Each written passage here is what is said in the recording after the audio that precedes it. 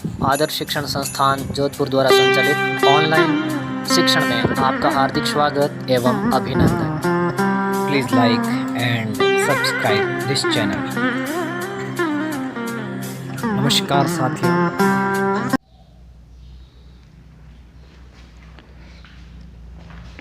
जय श्री कृष्णा।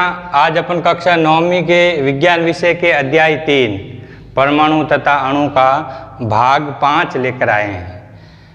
पहले अपने भाग 4 के अंदर पढ़ा तत्व के अणु किस प्रकार से संयोजित होते हैं, जैसे H + H = H2, O + O = O2, N + N = N2। तो तत्व के अणु अपने पढ़े। आज हमारा टॉपिक रहेगा यौगिक के अणु, टॉपिक नंबर 1, और टॉपिक नंबर 2 रहेगा हमारे आयन। ठीक है ना। आज अपन 2 टॉपिक पढ़ेंगे। तो सबसे पहला हमारा टॉपिक है यौगिक के अणु। तो भिन्न भिन्न तत्वों के परमाणु एक निश्चित अनुपात में परस्पर जुड़कर एक यौगिक का निर्माण या यौगिक के अणु का एक निर्माण करते हैं। ठीक है ना। यानी इसमें भिन्न भिन्न तत्वों के परमाणु या उसके परमाणुओं का एक समूह होगा जो मिलकर यौगिक के एक अणु का निर्माण करेगा। जैसे जल की एक बूंद है तो जल का एक अणु, तो जल का अणु बनने के लिए हाइड्रोजन और ऑक्सीजन को आपस में दोनों को अभिक्रिया करनी पड़ती है तो जल का एक अणु बनता है। तो इसमें हमारे देखो एक एग्जाम्पल है, पहला जल। तो जल अपन को पता है H2 और O2 से मिलके बनता है, तो बनता है H2O। यानी इनका एक फिक्स अनुपात होता है और ये अनुपात है 1:8। ठीक है ना। इस प्रकार से आगे देखो फिर है अमोनिया। अमोनिया बनाने के लिए आपको H2 और N2 यानी हाइड्रोजन और नाइट्रोजन की अभिक्रिया अपन आपस में कराएंगे तो क्या बनेगा, अमोनिया बनेगा। तो बनेगा NH3 अमोनिया।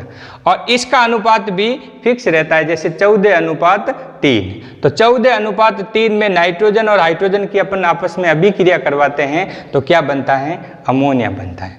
इसी प्रकार से कार्बन डाइऑक्साइड है तो इसमें कार्बन प्लस ऑक्सीजन, तो C + O2 = CO2। और इसका भी एक फिक्स अनुपात होता है। कार्बन डाइऑक्साइड को बनाने के लिए आपको कार्बन और ऑक्सीजन का एक फिक्स अनुपात लेना पड़ेगा और वो अनुपात है 3:8। इसमें आप अभिक्रिया कराएंगे तभी कार्बन और ऑक्सीजन मिलकर क्या बनेगी, कार्बन डाइऑक्साइड बनेगी। अब हमारा कुछ सरलतम अनुपात ज्ञात करने का एक शॉर्ट ट्रिक है। जैसे तत्व है और अपने देखो एक उदाहरण ले लेते हैं जल का, H2 + O2 का। तो जल में देखो 2 तत्व है, हाइड्रोजन और ऑक्सीजन। तो हाइड्रोजन का प्रतीक चिन्ह हो गया H और ऑक्सीजन का प्रतीक चिन्ह हो गया O। इन दोनों का प्रतीक चिन्ह लेते हैं अपन। अब देखो इसका द्रव्यमान अनुपात, ठीक है ना।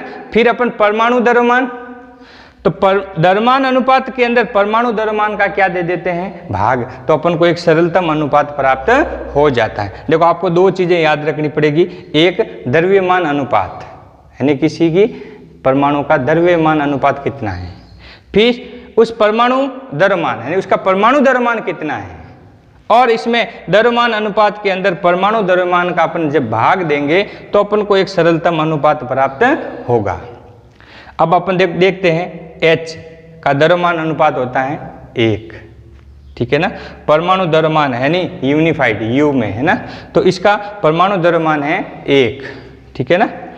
तो द्रव्यमान अनुपात बटा परमाणु द्रव्यमान, तो 1/1 बराबर क्या आया, 1। ठीक है ना। इसी प्रकार से ऑक्सीजन का द्रव्यमान अनुपात है 8।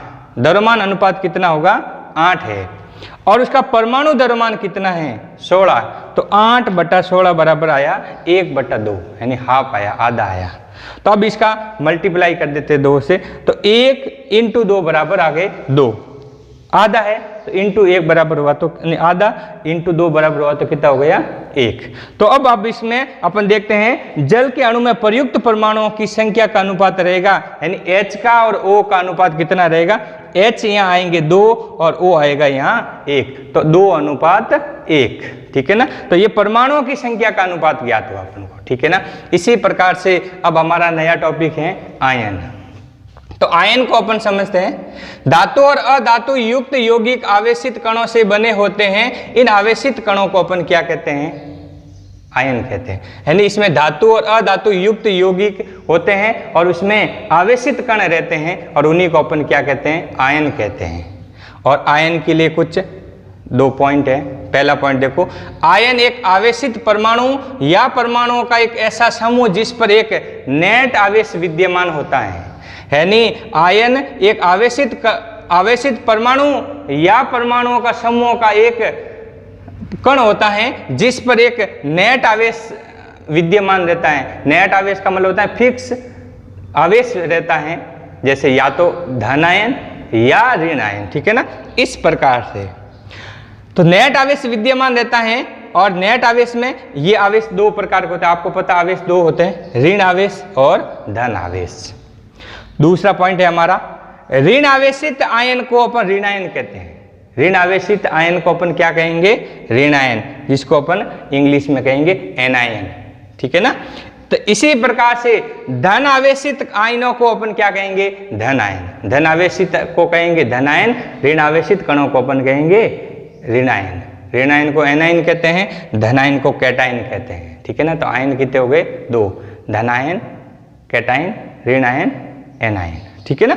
अब एक उदाहरण लेते हैं, NaCl, यानी पानी की एक गिलास लेते हैं, उसमें अपन नमक घोल देते हैं। तो नमक का जो विलोदित होना होता है, तो नमक आयनों में टूटता है, Na+Cl। तो यहाँ देखो Na+ और Cl-, ठीक है ना।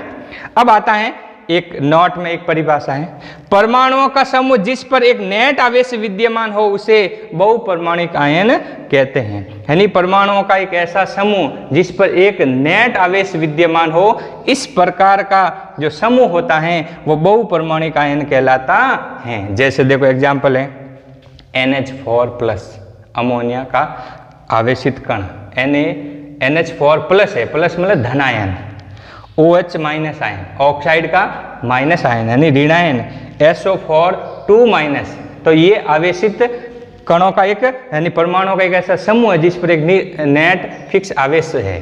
देखो इस पर है धन आवेश, इस पर है ऋण आवेश। अब देखते हैं अन्य आयनिक यौगिक का एक एग्जाम्पल देखते हैं। जैसे हमारे पास में कैल्शियम ऑक्साइड, सूत्र होता है CaO। तो कैल्शियम जब टूटेगा तो Ca2+ और O2- में टूटेगा। यानी कहने का मतलब क्या हुआ, जब अपन कैल्शियम ऑक्साइड को तोड़ते हैं CaO, तो ये किस में टूटेगा, Ca2+, यानी धन आवेश लगेगा इस पर, और प्लस O2-, ये ऋण आवेशित और ये धन आवेशित। और इनका भी जो द्रव्यमान अनुपात है वो रहेगा 5:2 में। इसी प्रकार से हमारे पास में देखो एक एग्जाम्पल है सोडियम क्लोराइड, अपन ने ये पढ़ा जब NaCl, तो Na+ और Cl-।